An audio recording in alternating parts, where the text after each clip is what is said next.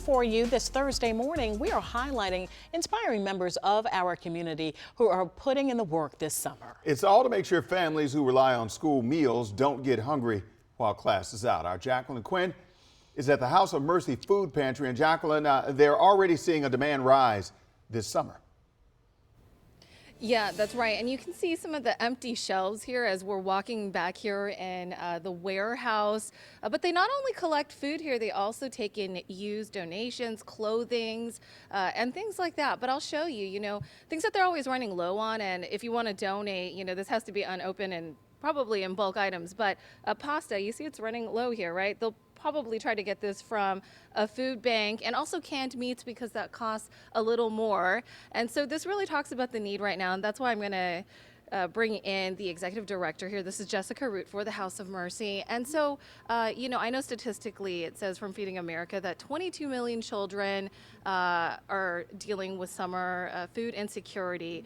What are you seeing here? And talk about how that factors into the big picture.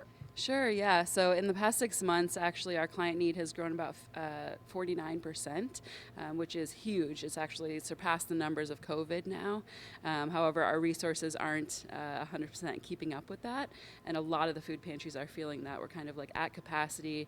But here at House of Mercy, we welcome anyone. We're trying to keep our doors open while other food pantries are restricting their numbers, and summer is an especially important time because, kids are out of school, and so they're not getting those extra meals. And you take in everything. You have even fresh food items there. That's why we're looking at the fridges right now. But why do you think this number continues to increase? What are families telling you? Yeah, that's a great question. I always say poverty is really complicated. We can see some trends with just higher prices of, just basic necessities even. And this is already a really, expensive area to live in. But there's just such unique circumstances usually. It could be due to like a job loss temporarily. It could be due to an extra big expense, something with their vehicle or insurance or something like that as well. So it really depends on the person and the family when it comes down to it.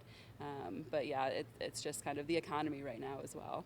And that's also why you're kickstarting the back to school sort of drive here, just because, it's just a hard time right now. Exactly. Yeah, we have a great back to school program every year, and it's coming up in a couple of months.